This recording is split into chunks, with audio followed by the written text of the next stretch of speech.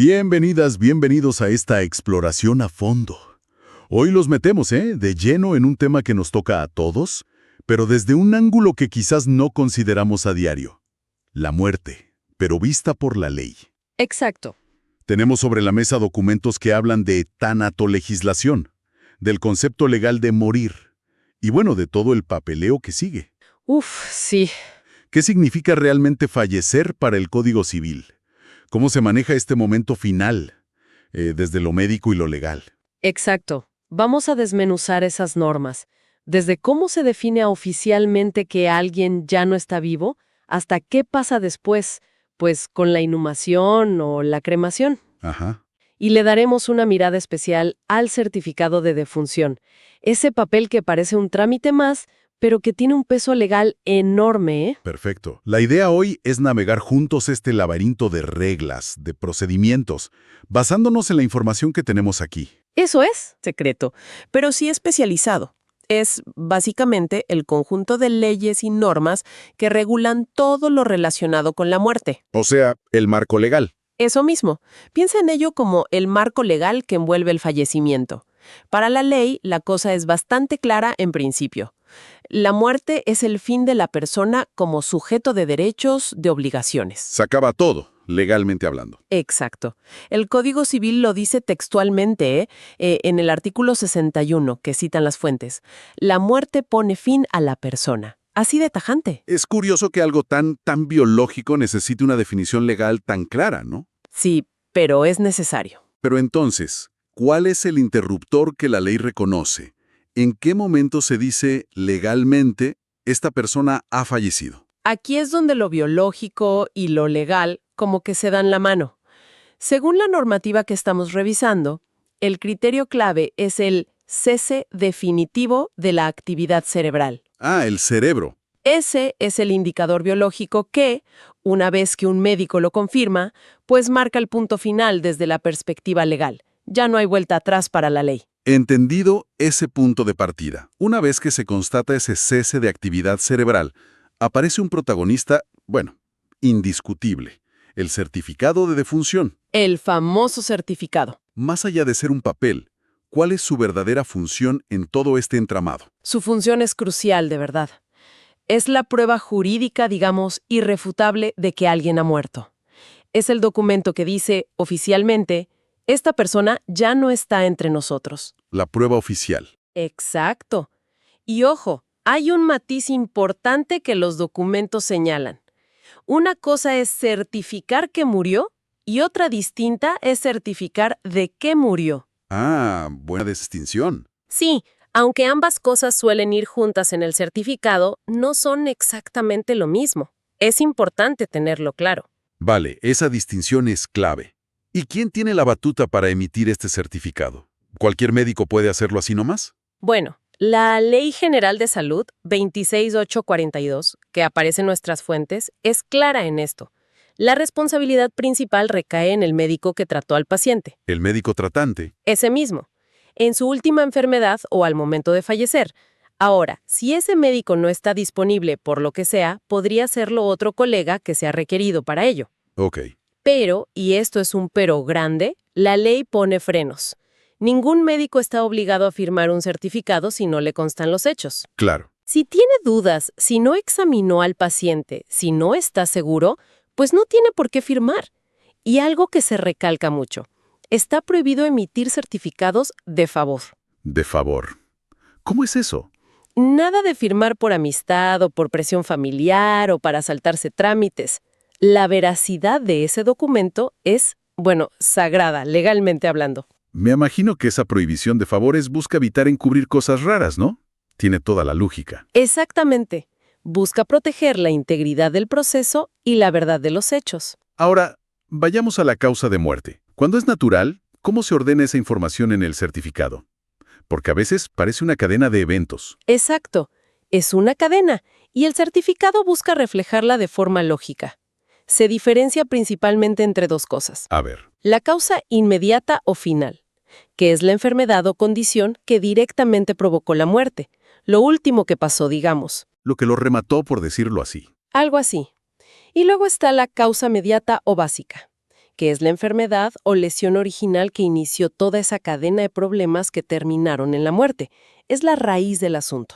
A ver si lo entiendo con el ejemplo que traen los documentos. Un señor de 75 años con cáncer de próstata ya extendido, con metástasis, y que finalmente muere por una bronconeumonía. ¿Cómo se aplicaría ahí? Perfecto ejemplo. Siguiendo esa lógica que te comentaba, la causa inmediata final, lo que le dio el golpe de gracia, sería la bronconeumonía. Ok, la bronconeumonía. Pero la causa mediata básica, la que empezó todo el problema, sería el cáncer de próstata con metástasis pulmonares. Ah, ya veo. La raíz fue el cáncer. Exacto. Entender esta diferencia es clave, no solo para el registro en sí, sino para las estadísticas de salud pública. Así sabemos qué enfermedades están causando más muertes realmente. Queda clarísimo. Pero, ¿y si el médico tiene, no sé, la mosca detrás de la oreja? Si sospecha que no fue tan natural, que pudo haber un accidente, un suicidio o algo peor. Ahí la cosa cambia radicalmente. El médico tiene la obligación legal de parar todo y avisar inmediatamente a la autoridad. ¿A quién? ¿Policía? ¿Fiscalía? A la autoridad judicial o policial competente, sí. Nada de firmar un certificado de muerte natural si hay la más mínima sospecha fundada de otra cosa. La prioridad absoluta es que se investigue. Tiene sentido, la verdad. Incluso hay situaciones límite, como cuando se encuentran restos humanos incompletos. Imagínate. Si la autopsia no muestra violencia, pero faltan partes clave del cuerpo, Uf, qué complicado. pues el certificado no puede inventar una causa. Tendrá que decir algo como imposible determinar la causa de la muerte por ausencia de partes blandas y de vísceras. Es un reconocimiento honesto de la limitación. Exacto, de hasta dónde se puede llegar con la evidencia disponible. Los papeles también dicen que hay distintos tipos de certificados y maneras de registrar. ¿Podemos tocar eso brevemente? Sí, claro, rapidito. Hay formatos específicos si se trata de una muerte fetal, o sea, un bebé que nace sin vida, Ajá. o si es un menor o adulto que fallece. Y el registro civil también lo maneja diferente. Si nació sin vida, va directo al libro de defunciones. Directo a defunciones. Sí, pero si nació vivo y murió después, sea horas, días o años, primero se inscribe en nacimientos y luego, claro, en defunciones. Son detalles administrativos, pero importantes para el estado legal de todo. Entiendo. Y se menciona una estructura específica de la Organización Mundial de la Salud, la OMS, del 94, para anotar las causas. Suena bastante técnico, pero ¿cuál es la idea central detrás de ese formato? La idea central es la estandarización, que todos hablemos el mismo idioma, digamos. Para comparar datos entre países y eso. Exacto. La OMS quiere que todos los países registren las causas de muerte de forma similar para poder comparar datos y entender mejor la salud global. Define conceptos clave, como defunción, que es la desaparición de signos de vida después de nacer vivo. Importante, excluye las muertes fetales. Causas, que son las enfermedades, lesiones o circunstancias, accidentes, violencia, que llevaron a la muerte. Ok. Y luego está la causa básica. Este es el concepto estrella. Es la enfermedad o lesión que inició la cadena fatal o las circunstancias del accidente o violencia. La causa raíz, como decíamos antes. La causa raíz, me gusta. El certificado organiza esto generalmente en dos partes principales. Parte I. Es la cadena causal directa. Se lee como de abajo hacia arriba. De abajo hacia arriba. Curioso. Sí. Abajo pones la causa básica, la letra D, o la última letra usada. Luego, si hubo pasos intermedios, C, B, hasta llegar a la causa final o directa, letra A, que es la que inmediatamente causó la muerte. Una secuencia lógica hacia atrás, digamos. Algo así. Y la parte 2, ahí otras condiciones importantes que tenía la persona y que contribuyeron a la muerte, pero que no fueron parte de esa cadena directa principal. Las comorbilidades, ¿no? Lo que tenía de más. Exacto, esas mismas. Los ejemplos ayudan a bajarlo a tierra. El de shock hipovolémico, A, por hemoperitoneo, B, causado por una herida penetrante en abdomen, D, básica. Claro, la secuencia es lógica. La herida causó el sangrado interno, hemoperitoneo, que llevó al shock mortal, DBA. O le infarto, A, por ateroesclerosis, B, debido a diabetes mellitus, D, básica. La diabetes llevó a la aterosclerosis y esta al infarto. Justo. Y el ejemplo de COVID-19 es muy ilustrativo también. Síndrome de dificultad respiratoria aguda, eso sería la A, debido a COVID-19 identificado, que sería la B o incluso la D, la básica. Y en la parte 2 podrías poner otras cosas que tenían. Exacto. En la parte 2 podrían ir condiciones como hipertensión arterial o diabetes, que seguro no ayudaron, pero la causa directa y la cadena principal fue el virus y su efecto en los pulmones. Esta estructura obliga al médico a pensar de forma ordenada sobre el proceso que llevó al fallecimiento. Vale, muy gráfico. Entonces, una vez que tenemos el certificado listo, con la causa bien anotada, si se pudo, claro, ¿qué sigue? ¿Cuáles son los pasos ineludibles según la ley? Bueno, el proceso post-mortem tiene una secuencia bien definida en los documentos, una especie de hoja de ruta legal, ¿no? A ver, ¿cuál es esa ruta? Mira, 1. Primero, la constatación oficial de la muerte por un médico, confirmar que realmente ha fallecido. 2. Luego, intentar determinar la causa, como ya vimos. 3. Importantísimo. Identificar sin lugar a dudas a la persona fallecida. 3. Importantísimo. 4. Obtener la certificación, el famoso certificado de defunción. 3. Importantísimo. 5. Inscribir el fallecimiento en el registro civil. Este es el acto que le da publicidad oficial. 3. Importantísimo. 6. Y finalmente, conseguir la licencia de inhumación. Que es el permiso para enterrar, ¿cierto? Exacto, el permiso para darle sepultura. Y hay que correr con todo esto. La ley pone plazos muy estrictos. Sí, hay plazos. La comunicación o denuncia del fallecimiento al registro civil suele tener que hacerse dentro de las 24 horas siguientes. 24 horas, ok. Y para la inhumación, o sea, el entierro en sí, la ley 14.586 que se cita es interesante. No se puede enterrar antes de 12 horas. Para evitar errores. Supongo para asegurarse bien, sí. Y tampoco después de 36 horas, esto ya por razones sanitarias de higiene. Entre 12 y 36 horas, entonces. Exacto, salvo, claro, que un juez ordene otra cosa por alguna razón especial. Son ventanas de tiempo bastante definidas. Hablemos de esa inhumación. ¿Qué significa exactamente en términos legales y qué se necesita? Inhumación es la palabra técnica para enterrar. Dar sepultura al cuerpo, ya sea bajo tierra, en un nicho, en una bóveda. Donde sea que vaya a descansar. Eso es. Y para poder hacerlo legalmente, necesitas sí o sí la licencia de inhumación. Es como el pasaporte del cuerpo para ir a su destino final, digamos. ¿Y esa licencia la da? La da el registro civil, pero solo si les llevas primero el certificado de defunción completo y correcto. Un trámite lleva al otro, es una cadena. Entiendo. ¿Y lo contrario? La exhumación, sacar el cuerpo de donde está. ¿Por qué se haría eso? Suena fuerte. Sí, suena fuerte. Sacar un cuerpo ya enterrado. La exhumación se hace básicamente por dos tipos de razones principales. ¿Cuáles serían? Por un lado, las administrativas. Son cosas más prácticas, cambiar el ataúd, mover los restos a otro cementerio, juntar restos antiguos para hacer espacio, lo que llaman reducción, o a veces para cremar el cuerpo después de haber estado un tiempo enterrado. ¿Cuestiones logísticas del cementerio o de la familia? Exacto. Y por otro lado están las jurídicas. Esta es la que vemos más en las noticias o las películas, ¿no? La que ordena un juez. Esa misma. Es cuando un juez lo ordena. ¿Para qué? Usualmente para identificar un cuerpo del que hay dudas o para hacer una autopsia que no se hizo en su momento. O incluso repetir una autopsia, si aparecen nuevas pistas en una investigación criminal. Es clave en medicina forense. Claro, la otra opción que mencionaste es la cremación, que parece cada vez más común. ¿Qué dice la ley sobre eso? ¿Es más simple? No necesariamente más simple en lo legal.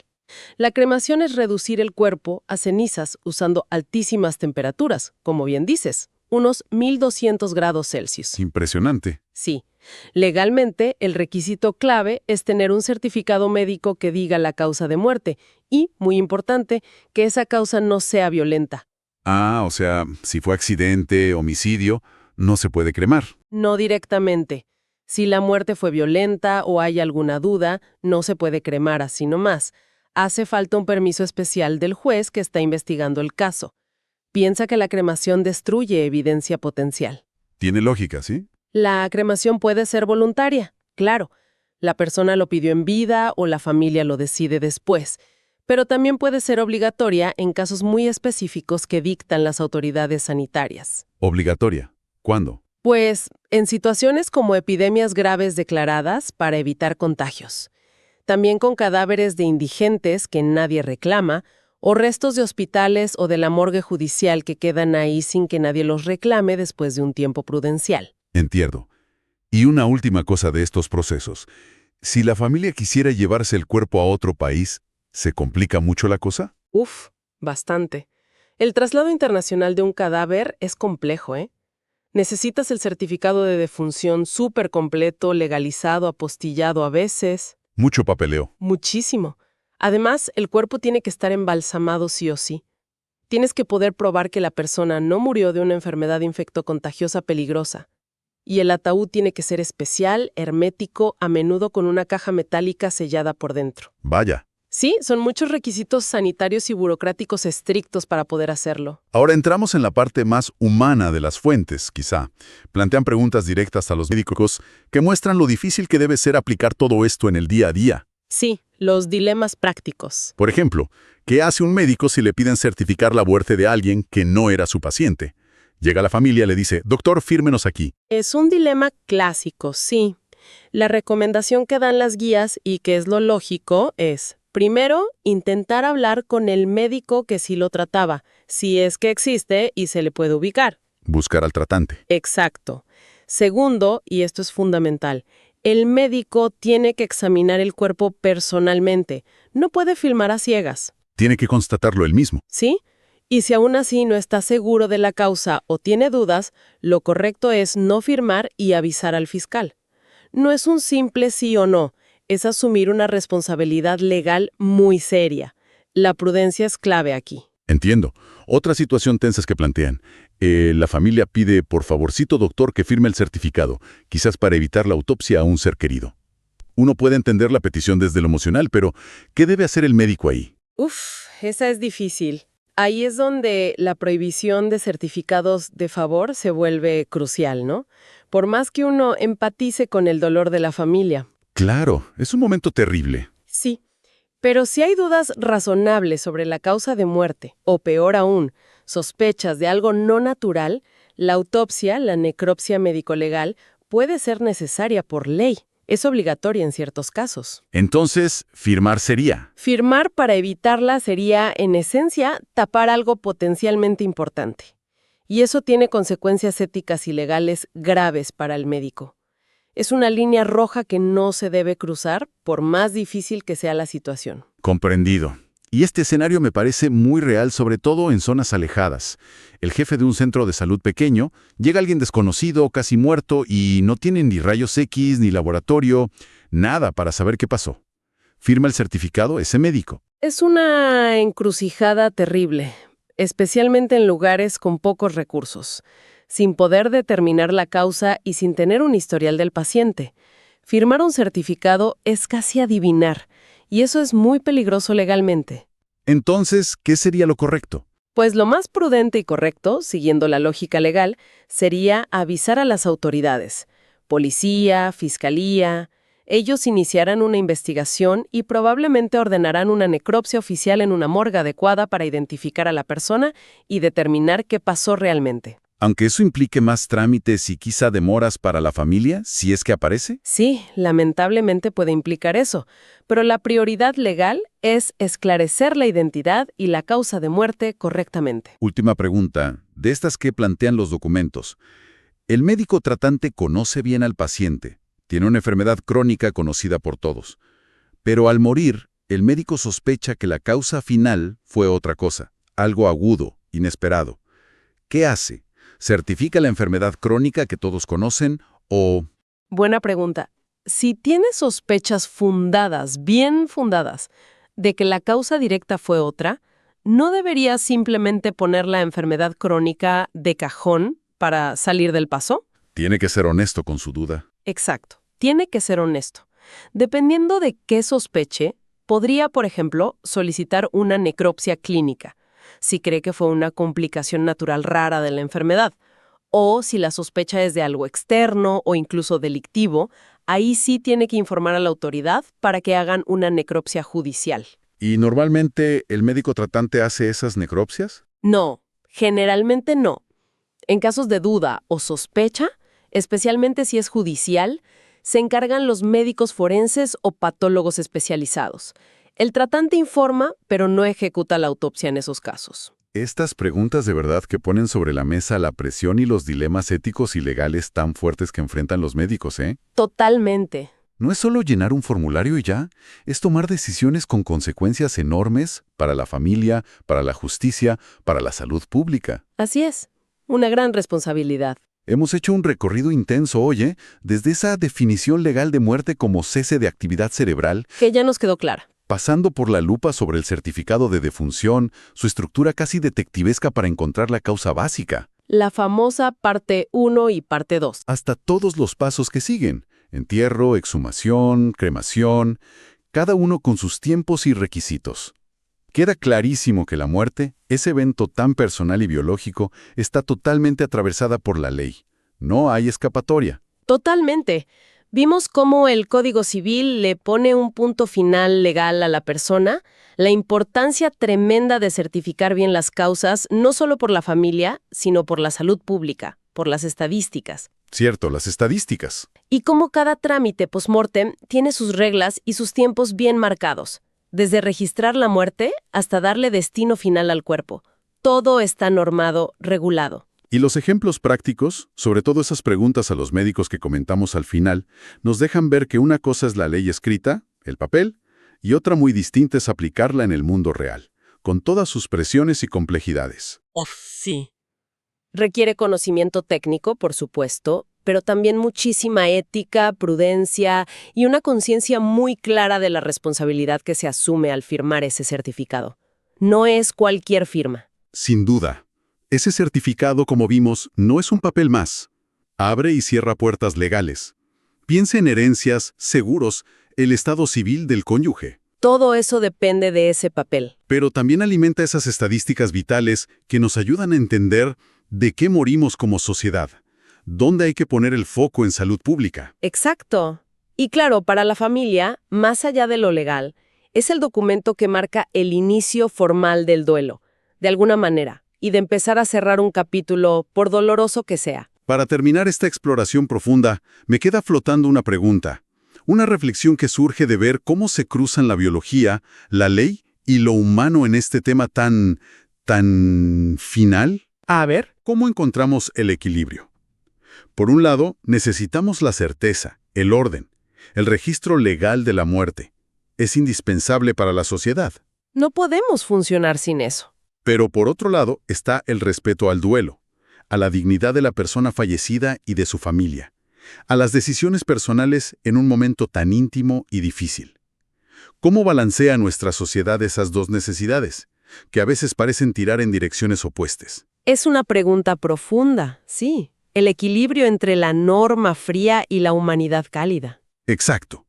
Ahí queda, para seguir pensando, ¿no? ¿Cómo lograr que la ley acompañe ese momento sin deshumanizarlo? Una tarea pendiente, quizás.